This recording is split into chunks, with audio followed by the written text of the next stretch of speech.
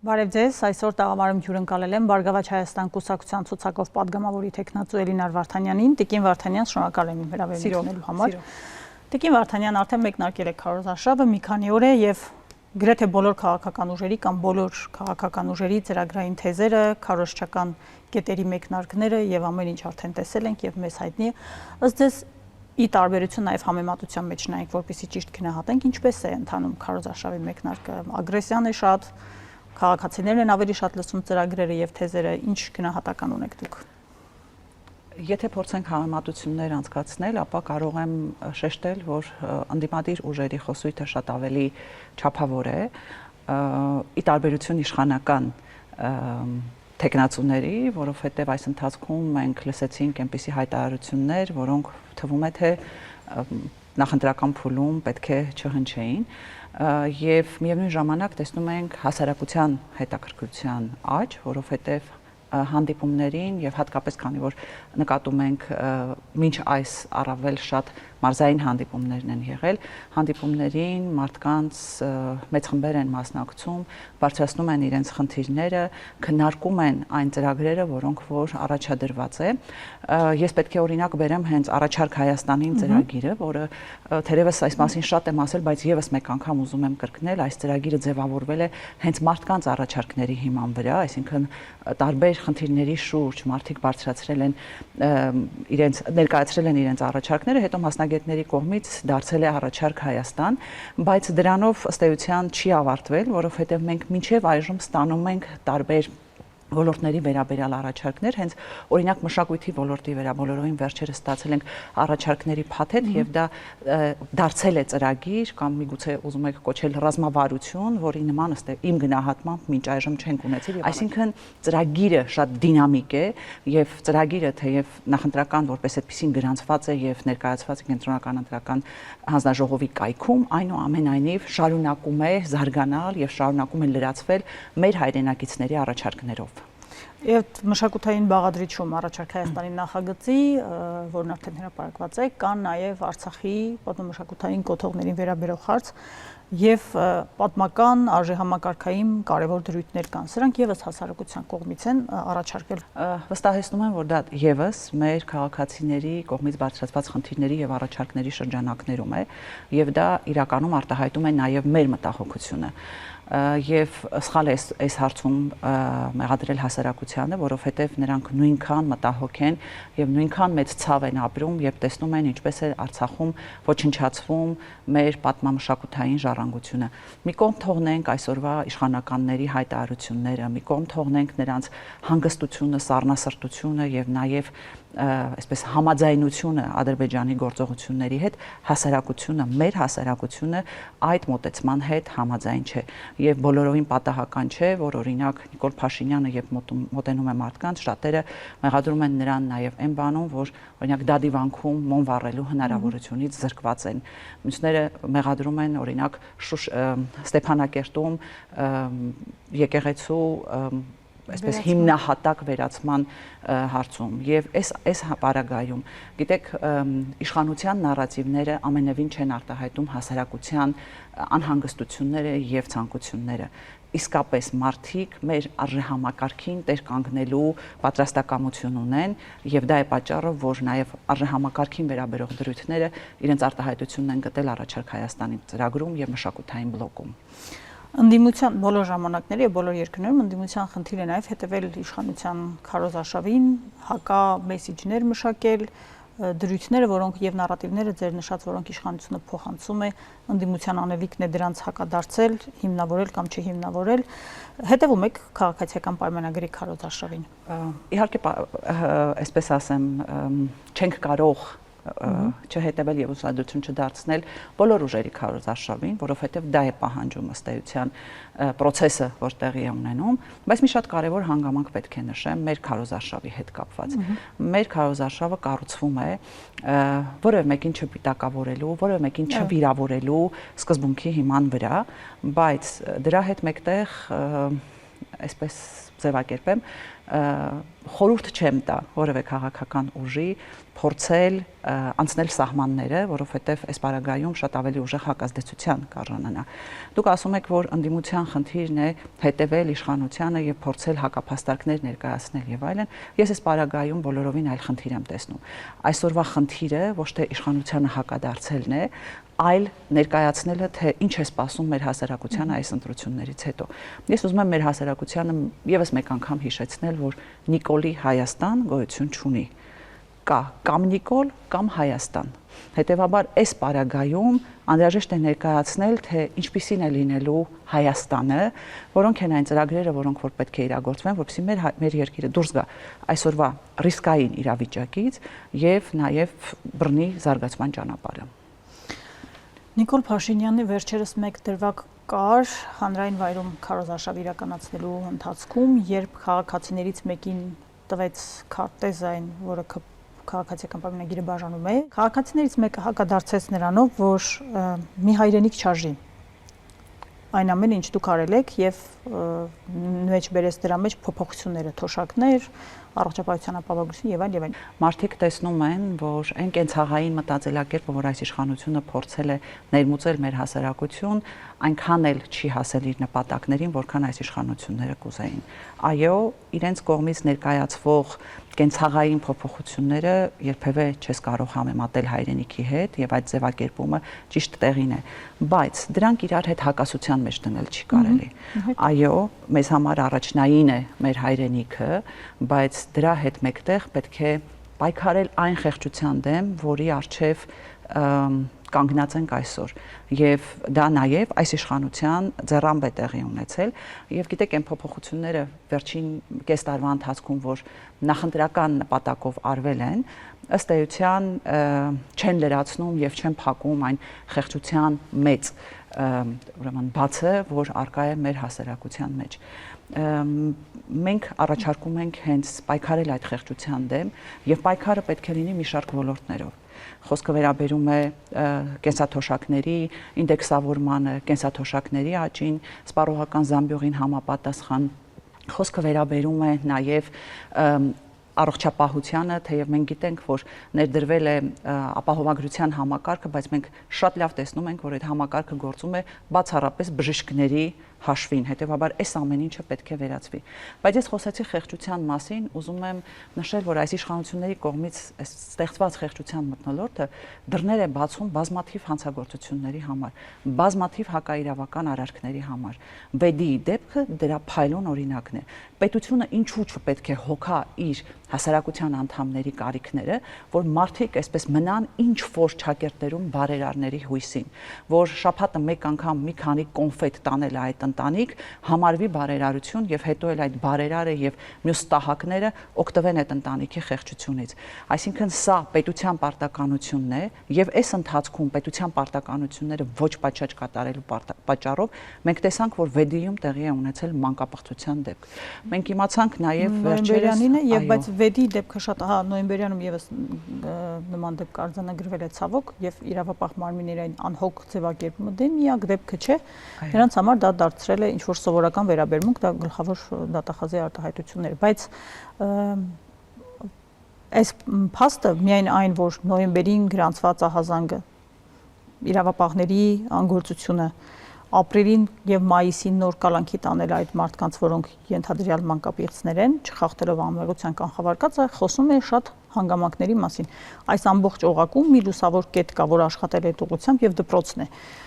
Տեսչական մարմիններ, մարզպետարանին եւ համայնքապետարանին ենթակա բոլոր օղակները մատնվել են անգործության, որովհետեւ մտածել են, որ դե սոցիալապես անապահով ինչ որ ոչ ըստ իրենց անհարկի աշխատանքով զբաղվող ծնողների երեխաներ եւ կարելի է վարվել այնպես ինչպես վարվել։ Այո, իմ ասածը հենց դրան է վերաբերում, խոսքը վերաբերում է այդ խեղճության մթնոլորտին, որ ստեղծված է եւ այդ ընտանիքը միակը չէ։ Եթե մենք շրջենք մարզերով, կտեսնենք բազմաթիվ այդպիսի ընտանիքներ, ովքեր անուշադրության են մատնված եւ պետության կողմից եւ համայնքային պատասխանատուների կողմից։ Վեդի միջադեպը խոսում է մի շարք մարմինների անգործության մասին, այդ թվում նաեւ իրավապահ համակարգի անգործության մասին։ Եվ եթե չլիներ կրթական օջախը, եթե չլիներ լրագրողի հետևողական աշխատանքը, մենք բոլորս այդ մասին չէինք իմանալու եւ նույնիսկ այսպես տարածած հաղորդագրությունը, խայտառակ հաղորդագրությունը, որ վերաբերում էր ավելի շատ այսպես նսեմացնում էր երեխաների վարքագիծը, քան թե իրավախախտում կատարողներին ըստ էության նորմալ էր ընդունվելու։ Սա չէ, խայտառակ միջադեպ է եւ այս խայտառակ միջադեպում մեղավոր են ոչ միայն իրավախախտում կատարողները, ենթադրյալ հանցագործները, ինչու եմ ասում ենթադրյալ, քանի դեռ չկա դատարանի օրինական ուժի մեջ մտած դատավճիռը, այլ նաև նույնքան մեղավոր են իրավապահ մարմինների ներկայացուցիչները, որովհետև չի կարող ուրեմն այսպես անուշադրության մատնվել մի գործ, որը իսկապես իր հանրային վտանգավորության տեսակետից այսպես լրջագույն իրավախախտում է եւ չի կարող դեպքը դառնալ քննության առարկա միայն այն դեպքում, եթե դրա վերաբերյալ աղմուկ է բարձրացվում։ Իսկ եկեք մի հատ ենթադրենք, հա, դպրոցը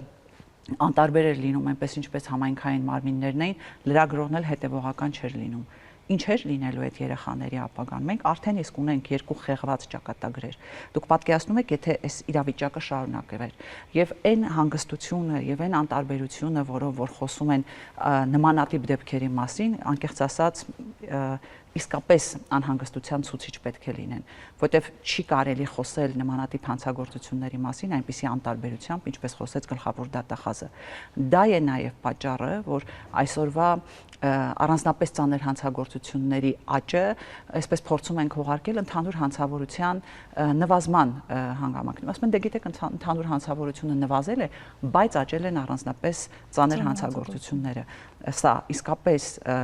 պետք է որպես կարմիր լույս անընդհատ անհանգստացնի եւ իրավապահներին եւ հասարակությանը, որովհետեւ դա խոսում է մեր հասարակության մթնոլորտի մասին։ Մեր հասարակությունում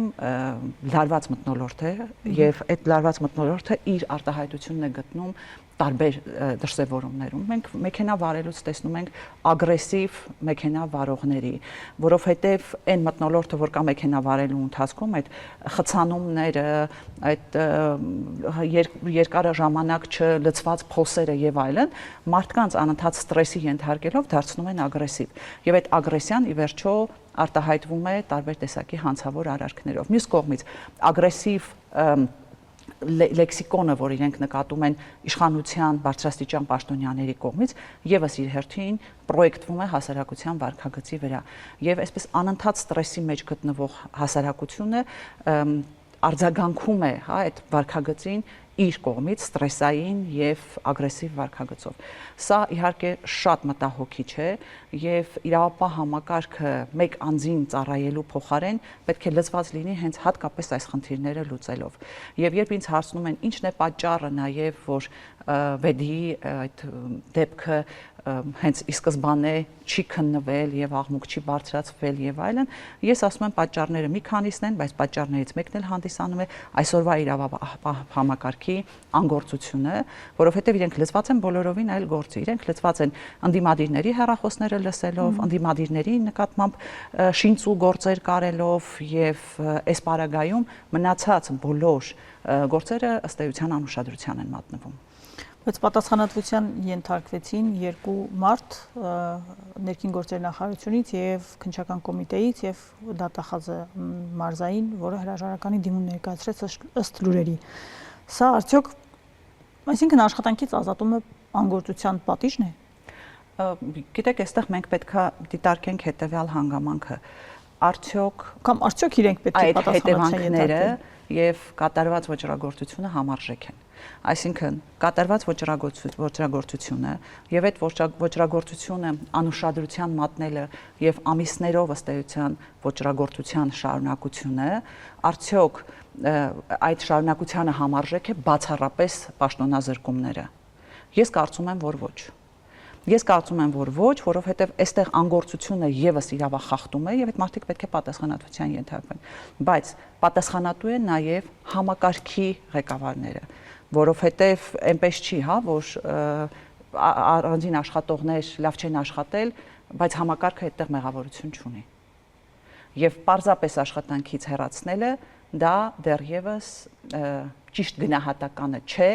կատարված ոչռագործության դեպքում անգործության համար։ Այո, որովհետև երբ իրենք նոյեմբերից անգործություն են դրսևորել, մինչև ապրիլ այդ երեխաները ենթարկվել են սեռական բռնության։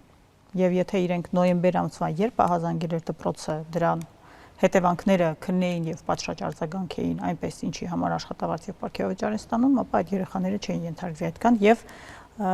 ավակ քույրը չէր ենթարկվի սեռական բռնության, որովհետև նոյեմբերին ավակ քրոջ նկատմամբ նման դեպք չէր արձանագրվել։ Հետևաբար պաշտոնից ազատումը մանկապղծության համար դա նվազագույն ոչինչ է։ Ես համաձայն եմ եւ այո համարժեք չէ այդ պատասխանատվությունը, այս պարագայում պետք է քննության առարկա դառնա նաեւ նրանց գործողությունները եւ քննության առարկա դառնա նրանց անգործության պատճառը, այսինքն ինչն է հանդիսացել դրդապատճառ, որն է եղել այն կարևոր նպատակը, որով նրանք փորձել են կոծկել այդ հանցագործությունը։ Շատ լավ, Տիկին Վարդանյան, անդրադառնանք նաև քաղաքական թեմաներին, հայտնի թեզերով է առաջարժում կրկին քաղաքացիական պայմանագիրը, դուք խոսում եք երաշխավորված խաղաղության մասին եւ այդ թեզը նախընտրական process-ներն էլ հրապարակել եք եւ ասել թե ինչպես պետք է լինի, նրանք մի շարք կուսակցությունների, 3 հիմնական ընդդիմադիր կուսակցությունների մեղադրում են, որ այդ գործունեության արդյունքում ընդդիմադիր յուրաքանչյուր կուսակցության, ապա լինելու է պատերազմ։ Իհարկե հետո սրբագրում են, որ դա քաղաքական հայտարարություններ եւ այլն, բայց այդ մեսիջը պատերազմ է լինելու հասցնել հասարակությանը շատ ավելի արագ է, քան հետին ժամանակներում արվող հայտարարությունները, թե դրանք ինչի մասին էին։ Որն է ձեր արձագանքը դրան։ Ինչպես եք հանրությանը բացատրում, որ դա բոլորովին այդպես չէ։ Հանրության ըստ էության բացատրում ենք երաշխավորված խաղաղության հենց նպատակը, որը որ ըստ էության գալիս է ժխտելու Փաշինյանի արած հայտարարությունները, որոնք վերաբերում են աշնանը իր չընտրվելու պարագայում պատերազմ լինելու հնարավորությանը։ Տեսեք, երբ մենք խոսում ենք երաշխավորված խաղաղության մասին, մենք խոսում ենք այն մասին, որ պատերազմի սպառնալիքը ընդհանրապես պետք է վերացված լինի։ Այսինքն ինչ է ստացվում։ Մի կողմից մեր իշխանությունը ասում է, տեսեք, սիրելի ժողովուրդ, մենք ձեզ բերել ենք խաղաղություն։ Մենք ունենք նախաստորագրած փաստաթուղթ, որը նախորդ տարվա օգոստոսին նախաստորագրվել է, այստեղ էլ է իհարկե հարց առաջանում, թե ինչու է նախաստորագրվել եւ այդպես էլ վերջնական ստորագրությունը չկա այդ փաստաթղթի տակ։ Ես դրան իհարկե լրացուցիչ կանդրադառնամ, բայց ասում են մենք ունենք նախաստորագրված փաստաթուղթ, մենք ձեզ բերել ենք խաղաղություն, բայց օրինակ, աշնանը կարող է լինել պատերազմ։ Այսինքն երաշխավորված խաղաղությունը ընդհանրապես այդ պատերազմի սպառնալիքները ժխտելու համար է։ Հիմա ինչու մենք ի վերջո այս իշխանության այդ նախաստորագրած փաստաթղթով չենք կարող ունենալ երաշխավորված խաղաղություն, որովհետև դրան զուգահեռ մենք տեսնում ենք Ադրբեջանի պահանջատիրական գործողությունները։ Իրենք էլ հակասում են, որ չեն կրակում։ Գիտեք, չկրակելը դեռևս չի նշանակում, որ խաղաղություն է։ Չկրակելը նշանակում է, որ մենք այսպես ժամանակավոր չպատերազմի, ոչ խաղաղության եւ ոչ պատերազմի փուլում ենք գտնվում։ Որն է երաշխիքը, որ չեն կրակելու։ Որն է երաշխիքը։ Այն, որ դու գնալու ես անընդհատ զիջումների,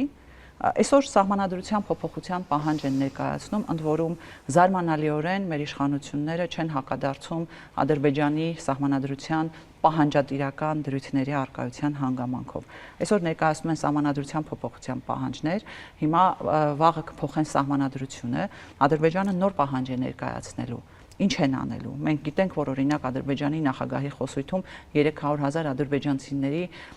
բնակեցման Հայաստանում, իսկ իրենք կոչում են դա վերաբնակեցման պահանջն է։ Հետո դա էլ են անելու, այսինքն խաղաղությունը, որը որ ունի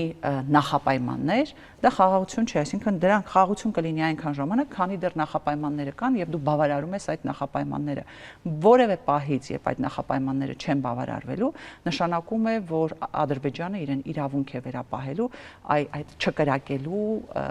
այսպես ճակերտներում խոստումը խախտել։ Եվ այս պարագայում է, որ մեր հասարակությունը այդ ամեն ինչը շատ լավ տեսնում է։ Գիտեք, երբ որ Փաշինյանը սպառնաց աշնան պատերազմով, մարդիկ շատ լավ հասկացան, թե որքան հեղեղուկ է իր խաղաղության խոստումը, որքան էլ այսօր ինքը գնա մարդկանց ասի, տեր կանգնեք ձեր խաղաղությանը, մարդիկ տեսնում են, որ այդ խաղաղությունը այս պահին այս փաստաթղթով եւ այս իշխանության օրոք իրատեսական չէ։ Տիկին Վարդանյան, ինչու պետք է ընտրողը գնա ընտրատեղամաս։ Տեսեք, թեկուզ ծրագրային դրույթները, օրինակ, նույն քաղաքացիական պայմանագրի 2021 թվականին կառավարության ներում քաղաքացիական պայմանագրի ներկայացրած ծրագիրը, հետո նաև կառավարության ներկայացրած ծրագիրը որևէ աղերս չունի այն իրականության հետ, որում հիմա մենք կանք։ Իրենք դրա բացատրությունն ունեն, առիթ կլինի իրենց հետ դա քննարկելու կարծում եմ։ Բայց նախընտրական ծրագիրը մարդկանց որքանով է հետաքրքրում, որովհետև այն նախընտրական ծրագրում, օրինակ քաղաքացիական պայմանագրի կար Լեռնային Ղարաբաղ եւ այլն եւ այլն։ Հիմա դա չկա։ Քաղաքական հետևանքը, պատասխանատվությունը, պահանջատիրությունը քաղաքական ուժերից եւ ընդդիմադիրներից, որովհետեւ այնպես չի, որ ընդդիմադիր դաշտը գերազանց եւ փայլուն գործել է, որովհետեւ կա խոսվից, որ եթե ընդդիմությունը որքան լավն է, այդքան լավն է իշխանությունը։ Հետևաբար ստացվում է ինչպես սովորեցնել կամ քաղաքացուն, որ քաղաքացին դառնա պահանջատեր։ Ասել եք, չեք արել, ուրեմն չպետք է լինեք, ասել եք, արել եք, ուրեմն պետք է լինեք։ Առաջիկա ընտրություններում մենք իհարկե կտեսնենք քաղաքացու արձագանքը այս իշխանության կողմից ներկայացված եւ 180 աստիճանով փոխած ծրագրի նկատմամբ, որովհետեւ եթե հետևում եք քարոզարշավին, ինքներդ էլ կտեսնեք, որ մարդիկ այնպես չէ, որ այս իշխանությանը եւ իշխանության կատարածը եւ իշխանության խոստումները ընդունում են հալած յուղի տեղ։ Բայց ես պետք է նշեմ, որ ի տարբերություն 2021 թվականի այս նախընտրական փուլը հենց տարբերվում է նրանով, որ մարդիկ իսկապես ուզում են քննարկել ծրագրերը։ Եվ եթե միգուցե ես կվերադառնամ մեր հարցազրույցի սկզբին, երբ ես խոսում էի առաջարկ Հայաստան ծրագրի մասին, ծրագիրը հենց ձևավորվել է մարդկանց առաջարկների հիման վրա։ Այսինքն մարդիկ, գիտեք, արդեն հոգնել են այն իրավիճակից, որ արկա է Հայաստանում, եւ ընդհանրապես մեկը մյուսի վրա ցեխ է շպրտում եւ պարզապես մեղադրում է ինչ որ արածներում եւ չարածներում։ Ընդդիմությունը մեղադրում է իշխանությանը, իշխանությունը մեղադրում է ընդդիմությանը եւ այլն, մարդիկ ուզում են տեսնել արդյունքը։ Եվ այդ արդյունքը տեսնելու համար է, որ ըստ էության իմ գնահատմամբ այս նախընտրական փուլում մարդկանց հետաքրքրում է, թե ինչ Հայաստանում են իրենք ապրելու եւ մարդկանց հետաքրքրում է թե ինչպիսի ծրագրերով են գալու իշխանության։ Ես շատ կասկածում եմ, որ օրինակ 2021 թվականին Փաշինյանին ընտրողների մեծ մասը կարդացել էր այն ծրագիրը, որ Փաշինյանը ներկայացրել էր։ Բայց այսօր իրականում հասարակությունը շատ ավելի պահանջատեր է։ Իրենք պահանջում են, որպեսզի անդրադառնան են խնդիրներին, որոնք որ արկա է եւ որոնք որ առնչվում են իրենց հետ եւ պահանջում են լուծման տարբերակներ, որ քաղաքական ուժերը առաջարկեն եւ այդ լուծման տարբերակների շրջանակում էլ հետագայում իրականացնեն երկրի կառավարումը։ Եվ իրականում ինչպես համոզել մեր հասարակությանը գնալ ընտրության եւ հետո տեր կանգնել սկզբում իր ձայնին, այնուհետև նաեւ այն ծրագրին, որը որ առաջարկել են իրանց, այստեղ լուծումը ըստ էության մեկն է։ Մարդկանց բացատրել, որ ինչու հենց հատկապես այդ քաղաքական ուժին իրենք պետք է ընտրել եւ ինչ պետք է ակնկալեն հենց այդ քաղաքական ուժից։ Կարևոր դրույթ, որը անհանգստացնում է մեզ եւ ձեր խոսքում էլ նշեցիք սկզբում, դա ներքին համերաշխությունն է։ Պարակտված հասարակությունները խոցելի են բոլորի համար եւ ներքին եւ պետության սահմաններից ներս եւ պետության սահմաններից դուրս, այսինքն ինչ որ պարակտվածության մեջ որևէ լավ բան չկա։ Ներքին համերաշխությունը ձեր առաջարկ Հայաստանի նախագծի հիմնական դրույթներից մեկն է։ Որքանով եք իրատեսական համարում ներքին համերաշխության կայացումը Հայաստանում։ Քաղաքական մասով քաղաքական ուժի ղեկավարը Բարգավաճ Հայաստանի Գագիկ Ծառուկյանը յուրաքանչյուր մարզային այցի ընթացքում ասում է, ես իմ թիմակիցներին հանձնարարել եմ, որ չի լինելու վատ բառապաշար, ցենզուրայից դուրս ինչ որ բաներ, քննադատություններ, որոնք տեղին չեն եւ այլն, եւ պետք է լինի։ Եթե կա քննադատություն, որը օգնում է մարդուն առավել լավը լինելու եւ իր ծրագիրը առավել լավը դարձնելու ընդունելի է, բայց մյուս մասով եթե քննադատությունը սահմաններից եւ կարմիր գծերից այն կողմ է, ապա ձեր թիմին, այսպես ասած, արգելված է։ Սա թիմի առումով քաղաքական, բայց մեկ այլ ուժ դա խախտելու է, երբ իրեն ձեռնտու լինի եւ խախտում է, երբ ուզում է։ Հասարակությունն էլ այդ թեզերը, մեսիջները, որոնք հասնում են իրեն, սկսում է քննարկել իր մեջ եւ կրկին հաջորդ պարակտումն է առաջանում։ Որքանով եք իրատեսական համարում հասարակության ներքին համերաշխության կայացումը։ Ես ոչ միայն հավատում եմ, այլ վստահ եմ, որ հնարավոր է հասնել հանրային համերաշխության եւ այս ներհասարակական լարվածությունը ըստ էության պետք է վերածվի հենց երկխոսության միջոցով։ Ինչու է այսօր հնարավոր հասարակության պառակտումը, որովհետեւ պառակտումը գալիս է իշխանական հենց բուրգի վերևից։ ինչ է արվել։ Մեր վերջին 8 տարվա ընթացքում դրանից մի քիչ ավելի շուտ էլ իհարկե նկատելի էր, որ հասարակությանը տանում են պառակտման ճանապարհով։ Արցախցի, հայաստանցի, սև, սպիտակ, չգիտեմ, խաղաղություն ուզողներ եւ չգիտեմ, խաղաղության դեմ ինչ որ աբսուրդի հասնող պատերազմ բերողներ, եկեղեցին ասպատակողներ եւ եկեղեցու կողքին կանգնողներ, սոցիալական խմբերի միջև հարուստներ եւ աղքատներ։ Այս պառակտումը դիտավորյալ տարվել է վերջին տարիների ընթացքում եւ դա հնարավորություն է տալիս ավելի հեշտ իշխել,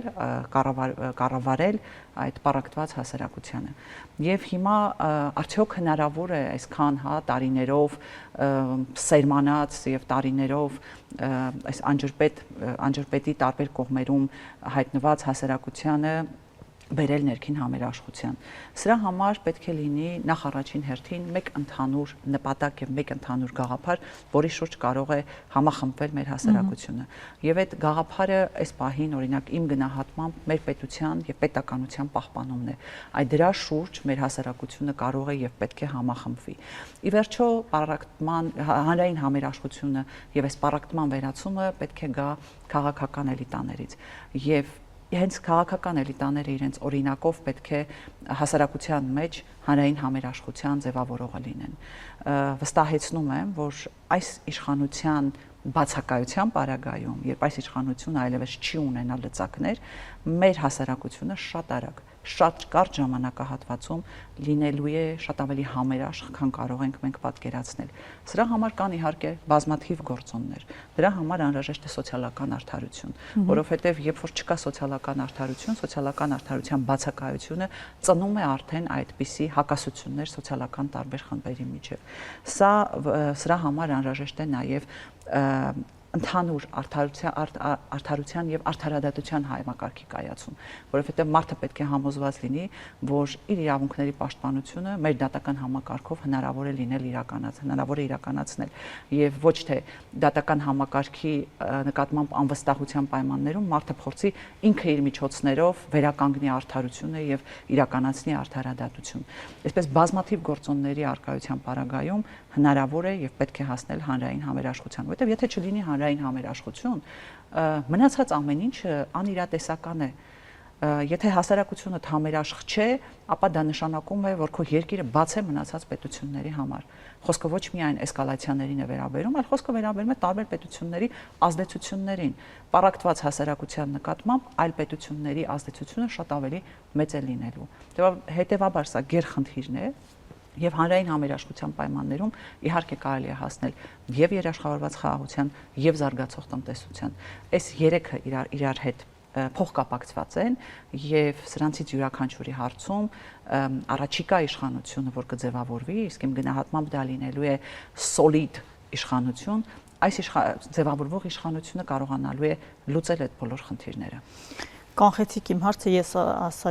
հարցնելու էի, թե արդյոք անարդարության զգացումը պառակտվածության կարևոր բաղադրիչներից մեկը չէ, բայց ձեր խոսքում այդ մասին նշեցիք։ Տիկին Վարդանյան, մի պարադոքսալ երևույթ կա։ Բաքվի բանտից մեր ռազմագերիները դիմում են Հայաստանի Հանրապետության մարդու իրավունքների պաշտպանին։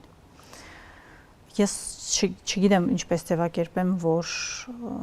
լինի այնպես, ինչպես պետք է լինի ըստ էության, բայց ինչ է սա։ Առանց ձևակերպելու։ Բարդ ձևակերպում եք ուզում, որովհետև ես չեմ գտնում բառեր գնահատելու այդ իրավիճակը, երբ Բաքվում պատանդարված մեր հայրենակիցները ստիպված դիմում են մեր երկրի մարդու իրավունքների պաշտպանին, որպեսզի վերջինս տեղից շարժվի։ Որովհետև մարդիկ տեսնում են, որ պաշտպանը, որի առաքելությունը մարդու իրավունքների պաշտպանությունն է, իրեն սահմանափակել է ինչ-որ օրենսդրական կաղապարներով եւ որևէ քայլ չի ձեռնարկում Բաքվում գտնվող մեր հայրենակիցների իրավունքների պաշտպանության համար։ Մենք տեսանք մարդու իրավունքների պաշտպանի արձագանքը Բաքվում գտնվող մեր հայրենակիցների կոչին եւ իմ գնահատմամբ դա այլ կերպ քան խայտառակություն կոչել չի կարելի։ Ինչ է նշանակում, տեսեք, թե մեր օրենսդրական կարգավորումները ինչպիսի լիազորություններ են նախատեսում մարդու իրավունքների պաշտպանի համար։ Իսկ միջազգային կարգավորումները ինչ են նախատեսում, իսկ միջազգային պրակտիկան ինչ է նախատեսում։ Եվ այս պարագայում, այո, շատ ցավալի է, նախ առաջին հերթին, որ պատանդարված մեր հայրենակիցները այլևս որևէ հույս չեն կապում մեր երկրի իշխանությունների հետ, նրանք տեսնում են, որ իրենց շահերը այս իշխանությունների կողմից պատշաճ կերպով չեն ներկայացվում, հա կարող է տարին 1-2 անգամ մի հատ հաղորդագրություն լինի, որ այսինչ պաշտոնյան հանդիպման ընթացքում անդրադարձավ Բաքվում գտնվող Եվ եթե դու բանակցային սեղանի վրա չես դնում քո հայրենակիցների վերադարձի հարցը, հետո ինչքան ուզում ես գնա միջազգային տարբեր կառույցներում լացի եւ ասա, որ հարցը չէ, խնդրում եմ ձեր աջակցությունը եւ այլն, այդպես է բանակցությունները տեղի ունենում։ Այդպես են լուծվում քո հայրենակիցների իրավունքների պաշտպանության հարցերը։ Եվ ամենակարևոր հարցը, հա, որ այնտեղից հնչել է, ով է մեր երկրում այն իրավասու պաշտոնյան կամ այն իրավասու կառույցը, որ կարող է զբաղվել Բաքվում գտնվող մեր հայրենակիցների իրավունքներով։ Մեր հայրենակիցներին Բաքվի բանտում հենց դա է հետաքրքրում։ Ի վերջո մեր երկրում իրենցով ով է զբաղվում։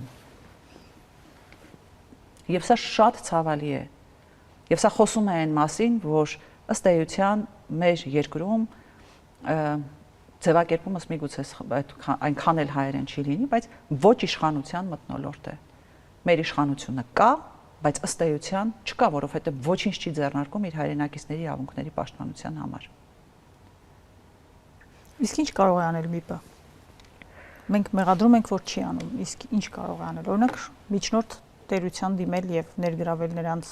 նախ եւ առաջ եւ այլն։ Մեր մարդու իրավունքների պաշտպանը հնարավորություն ուներ տարբեր միջազգային կառույցների աջակցությամբ դիմել եւ այցելել Բաքվում գտնվող մեր հայրենակիցներին։ Ինչ է արել դրա համար։ Գիտեք, եթե գործընթաց լիներ եւ մենք արդյունքում տեսնեինք, որ այդ գործընթացը հաջողությամբ չի պսակվել եւ այլն հաշվի առնելով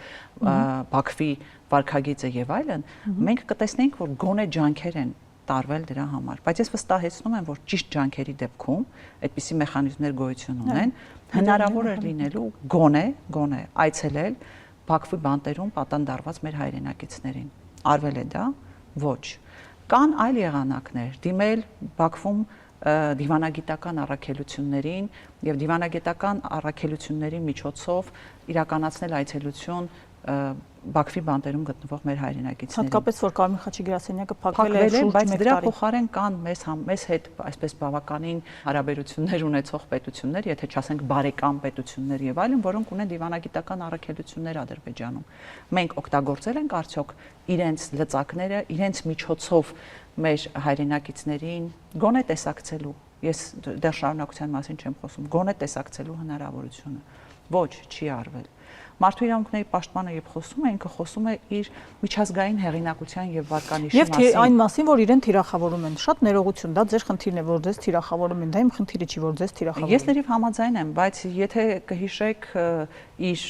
հաղորդումները, որ ազգային ժողովում ինքը ներկայացնում է, խոսում է այն մասին, թե որքան մեծ հեղինակություն ունի ինքը միջազգային տարբեր կառույցներում։ Բայց եթե այդ հեղինակությունը չես կարողանում օգտագործել քո հայրենակիցներին գոնե տեսակցելու, քո հայրենակիցների շահերը ներկայացնելու, իրավունքները պաշտպանելու համար, բայց քանի գրոշ արժե քո այդ հեղինակությունը միջազգային։ Մենք իհարկե շատ լավ հասկանում ենք այդ միջազգային հեղինակությունը ինչպես է ձևավորվում եւ այլն,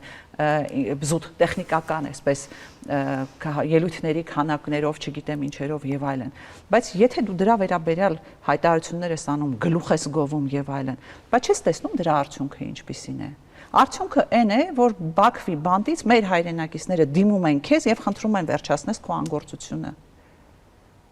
Եվ սա խայտառակություն է։ Եվ սա խայտառակություն է, որովհետեւ երբ պետությունը եւ պետական մարմինները ու պետական պաշտոնյաները տեր չեն կանգնում իրենց քաղաքացիներին, տեր չեն կանգնում իրենց հայրենակիցներին, շատ դժվար է այլևս վստահել այդ պետական մարմիններին եւ պետական պաշտոնյաներին։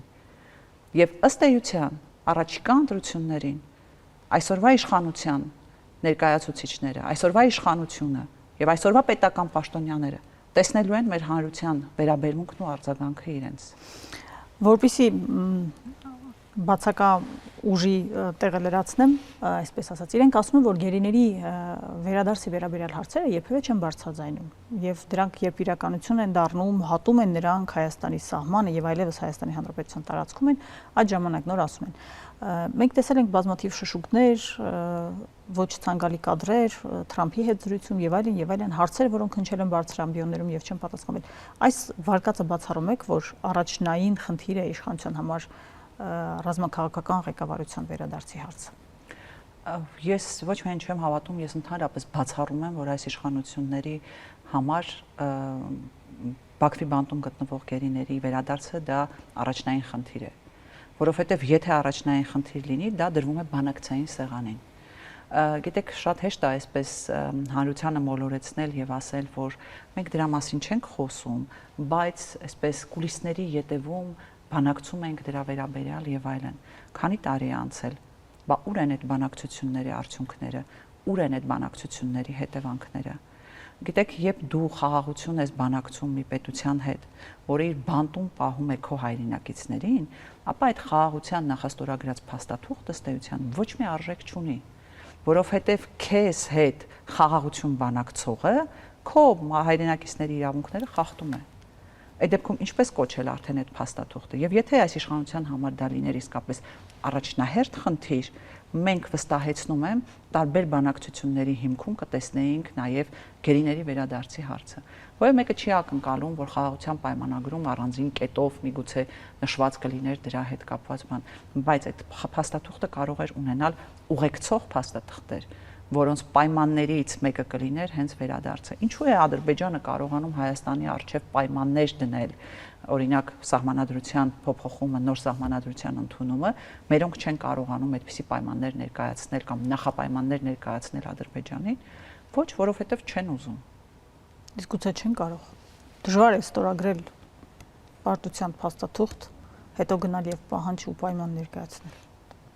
Հենց նաև դա է պատճառը, որ մենք ասում ենք այս իշխանությունը չէ, որ պետք է բանակցի խաղաղությունը, որովհետև այս իշխանությունը այո ստորագրել է պարտության փաստաթղթի տակ եւ իր ստորագրած ցանկացած այլ փաստաթուղթ հանդիսանալու է պարտության կրողի ստորագրած փաստաթուղթ։ Եվ նաև դա է պատճառը, որ մի կողմից Ադրբեջանի ղեկավարը անվանարկում է մեր երկրի ղեկավարին, այնպիսի ձևակերպումներ է օգտագործում, որ հայ հասարակության համար դա պարզապես արժանապատվության ոտնահարում է, վիրավորական է, այո, ես ինչ շատ վատ եմ զգում, որ իմ երկրի ղեկավարին Ադրբեջանի ղեկավարը անվանակում է եւ նույնիսկ չեմ էլ կրկնի այն արտահայտությունները, որ նա օգտագործել է։ Եվ հիմա այդ մարդուց ակնկալում ենք, որ կարող է գնալ բանակցել ուրեմն իրեն ստորացնողի, իր արժանապատվությունը ստորացնողի հետ, այո, չեն կարող եւ չեն ուզում։ Չեն կարող, ես ասացի, որ ես կարծում եմ, որ իրենք չեն ուզում իրենց համար առաջնահերթ չէ գերիների վերադարձի հարցը, մյուս կողմից այո նրանք չեն կարող, որովհետև պարտության փաստաթուղթ ստորագրողը չի կարող այս երկրի համար դառնալ միջազգային փաստաթղթերի ստորագրող։ Դա է պատճառը, որ մենք այսօր հայտնվել ենք այս վիճակում։ Շատ լավ, Տիկին Վարդանյան, շնորհակալություն։ Մեզ դիտողներին հիշեցնեմ, որ իմ հյուրը Բարգավաճ Հայաստան կուսակցության ցուցակով падգամավորի տեխնացու Էլինար Վարդանյանն էր։